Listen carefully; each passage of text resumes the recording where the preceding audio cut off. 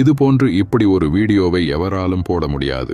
நாம் நினைப்பதை, நமது எண்ணங்களை இந்த வீடியோவில் பதிவிட்டிருக்கிறார். தேடி தேடிச் சென்று சோறு தின்பதையும், தேவையே இல்லாமல் அவுட்டிங் என்ற பெயரில் ஊர் சுற்றுவதையும், நடுராத்திரியில் திரைப்படம் பார்க்கப் போவதையும், நாகரிகம் என்ற பெயரில் அநாகரிகத்தில் ஈடுபடுவதையுமே இந்த தலைமுறையினர் வாழ்வியலாக ஆக்கி வருகின்றார்கள். உணவு திருவிழா என்று அறிவித்தால் காசையும் கொடுத்துவிட்டு தட்டை எந்திக் கொண்டு யாசகம் கேட்பது போல் வரிசையில் நிற்கின்றது சமூகம். ஒரு நடிகன் தன்னுடைய வருமானத்தை பெருக்கிக் கொள்ள நள்ளிரவு காட்சிகளை வைக்கின்றார். அறிவை இழந்து குடும்பத்தோடு சென்று கூட்ட நெரிசலில் சிக்கி இறந்து போகின்றார்கள். அதை பற்றி கவலைப்படாமல் தன்னுடைய வசூல் கணக்கை பார்த்துக் கொண்டிருக்கின்ற ஒரு நடிகனை தலையில் தூக்கி வைத்து வசூல் மன்னன் என்று கொண்டாடிக் கொண்டிருக்கின்றது இந்த சமூகம். பேசத் தெரியாத குழந்தைகளின் கையில் அலைபேசியை கொடுத்து அதை பெருமையாக பார்த்து ரசிக்கின்றது சமூகம். இரவு 2 மணிக்கு மிட்நைட் பிரியாணியை குடும்பத்தோடு சென்று சாப்பிடுவது பேஷன் ஆகிவிட்டது. நீங்கள் உங்கள் குழந்தைகளுக்கு உணவு கொடுக்கவில்லை, ஸ்லோ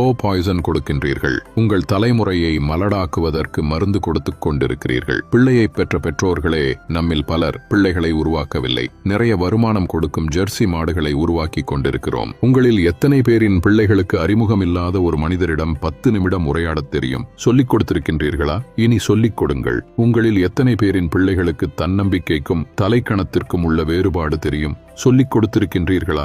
இனி சொல்லிக் கொடுங்கள். உங்களில் எத்தனை பேரின் பிள்ளைகளுக்கு நம் தாய்மொழியில் தமிழில் தொடர்ந்து ஒரு 5 நிமிடம் பிற மொழி கலவாமல் பேசத் தெரியும்? சொல்லிக் கொடுத்திருக்கின்றீர்களா? இனி சொல்லிக் கொடுங்கள். உங்களில் எத்தனை பேரின் பிள்ளைகளுக்கு உங்கள் மாத வருமானம் தெரியும்? அதை கொண்டு எப்படி உங்கள் குடும்பத்தை நடத்துகின்றீர்கள் என்று எத்தனை பேர் உங்கள் பிள்ளைகளுக்கு சொல்லிக் கொடுத்திருக்கின்றீர்கள்? இல்லை என்றால் சொல்லிக் கொடுங்கள். அது தெரியாததால் தான் இன்று பலர் லட்சத்தில் வருமானம் ஈட்டியும் EMIயில் வாழ்க்கையை தொலைத்து விழி பிதுங்கி நின்று கொண்டிருக்கிறார்கள். ஆண் பிள்ளைகளோ பெண் பிள்ளைகளோ உடல் வெட்கம் என்றால் என்ன என்று சொல்லிக் கொடுங்கள். 10 வயதில் அணியும் ஆடை எது? பருவ வயதில் அணியும் ஆடை எது? படுக்கையில் அணியும் ஆடை எது? பொதுவெளியில் அணியும் ஆடை எது என்று வேறுபாடுகளை சொல்லிக் கொடுங்கள். நம்மில் பல பேரின் பிள்ளைகளுக்கு ஐபோனின் விலை தெரியும். வந்த திரைப்படத்தின் வசூல், வரப்போகும் திரைப்படத்தின் புள்ளி விவரங்கள் எல்லாமே தெரியும். ஆனால் அன்றாடம் உண்ணக்கூடிய அரிசியின் விலை தெரியுமா? காய்கறிகளின் நிலவரம் தெரியுமா?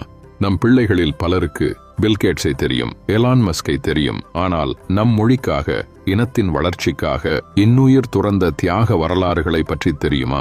நம் மண்ணின் தியாக வரலாறுகளை நம் பிள்ளைகளுக்கு சொல்லிக் கொடுங்கள். எப்பொழுதுமே உறவுகளை எதிரிகளாக மட்டுமே கட்டமைத்து அவர்களின் மூளைகளில் ஏற்றிவிடாதீர்கள். உறவுகளை ஒதுக்கத் தொடங்குங்கள் என்று அவர்களுக்கு நீங்கள் சொல்லிக் கொடுத்து விட்டால் அவர்கள் வளர்ந்துவிட்ட பிறகு அவர்கள் ஒதுக்குகின்ற முதலாவது நபர் நீங்களாகத்தான் இருப்பீர்கள். வாழ்க்கை என்பது வெறும் கேளிக்கையும் வேடிக்கையும் பணம் ஈட்டுவதும் ஆடம்பரமும் மட்டுமல்ல. அது மன நிறைவாக வாழ்வது. அது எப்படி என்று குழந்தைகளுக்கு கற்றுக் கொடுங்கள். இந்த மனித சமுதாயத்திற்கு பெற்றோர்களாகிய நீங்கள் செய்யக்கூடிய மிகப்பெரிய கடமையே உங்கள் பிள்ளைகளை அறம் சார்ந்த பிள்ளைகளாக, அறிவார்ந்த பிள்ளைகளாக உருவாக்குவதுதான். அறிவு என்பது படித்து தெரிந்து கொள்வது அல்ல, ஏடுகளிலிருந்து நாம் அறிந்து கொள்வதல்ல.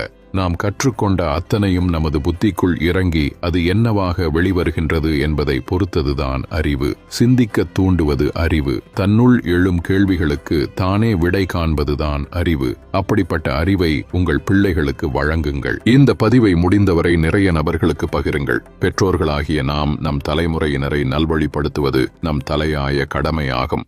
அனைவருக்கும் பகிருங்கள். இதுபோல பதிவுகளுக்கு J Health பக்கத்தை ஃபாலோ செய்யுங்கள்.